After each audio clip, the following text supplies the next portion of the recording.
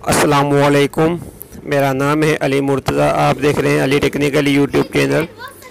जैसा कि आपके सामने गैस कंप्रेशर है,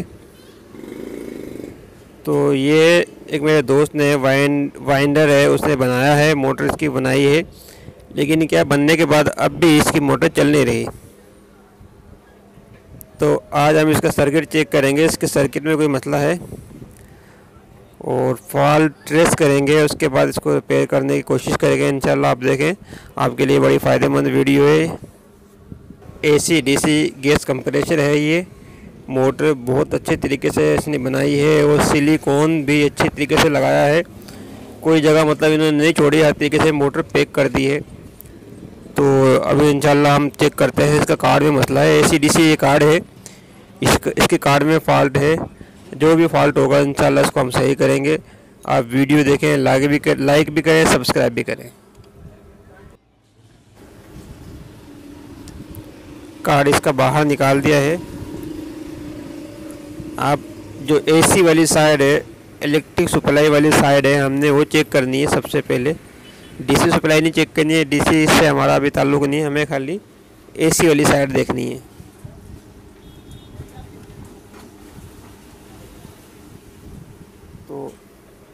तो अभी मैं इसकी मोटर डायरेक्ट चला के चेक करता हूँ मोटर ओके भी है कि नहीं है।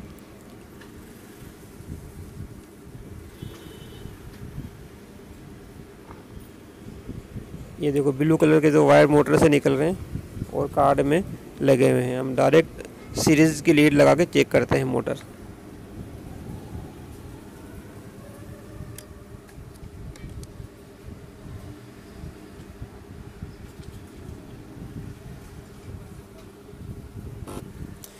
मोटर सही है, मोटर चल रही है, मोटर ओके है। इसका कार्ड में ही मसला है। डायरेक्ट चेक कर रहे तो मोटर ऑन हो रही है। हमें एसी वाले सप्लाई के दो तार पकड़ने हैं, देखने कहाँ पे लगे हुए और कहाँ से वायर कहाँ पे जा रहे हैं, और सप्लाई चेक करते हैं। जहाँ पर एसी सप्लाई लगी हुई है उसके साथ ही ट्रांजिस्टर और रेजिस्टेंस वगैरह लगे हुए हैं। ये एसी सप्लाई है हमारी, तो यहीं पे फॉल्ट है, हम इसी को चेक करते हैं। मीटर से सप्लाई चेक करके देखते हैं कि कहाँ कहाँ सप्लाई आ रही है, कहाँ पे नहीं आ रही।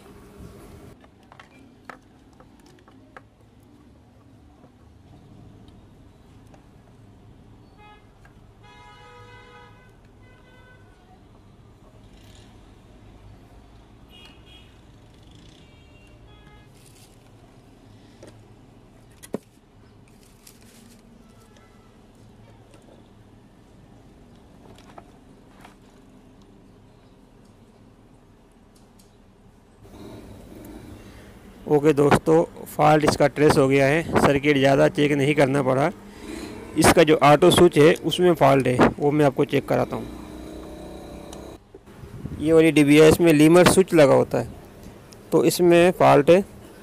तो इसकी वजह से हमारी मशीन ऑन नहीं हो रही, क्योंकि सप्लाई आगे पास ही नहीं कर रहा है ये।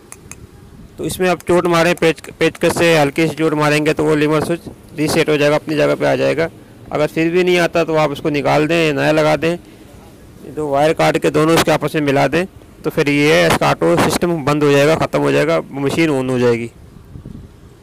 बहरहाल अभी इसको चेक करते हैं।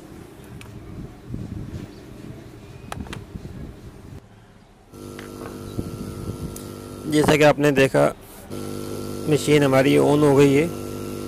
इसी डिबिया का ही फॉल्ट था, इसका स्विच फंसा हुआ था, तो ये रीसेट हो गया। अगर ये रीसेट नहीं होता है बिलफर्ज है, फिर तो आप इसको नया लगाएं। अगर नया नहीं मिलता तो दोनों वायर इसके काटें, तो और काटने के बाद ज्वाइन कर दें आपस में, तो इसका ऑटो सिस्टम ख़त्म हो जाएगा, मशीन हमारी ओके हो जाएगी।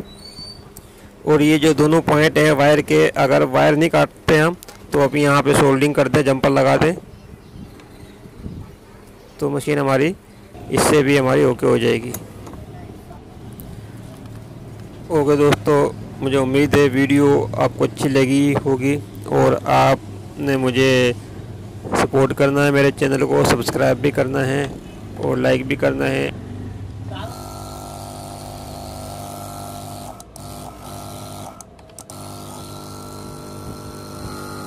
ओके दोस्तों, मोटर ओके हो गई है और ऑटो सिस्टम भी इसका बिल्कुल ओके हो गया है, सही वर्क कर रहा है।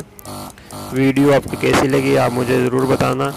इंशाल्लाह दोबारा मिलेंगे नई वीडियो के साथ। अल्लाह हाफिज़।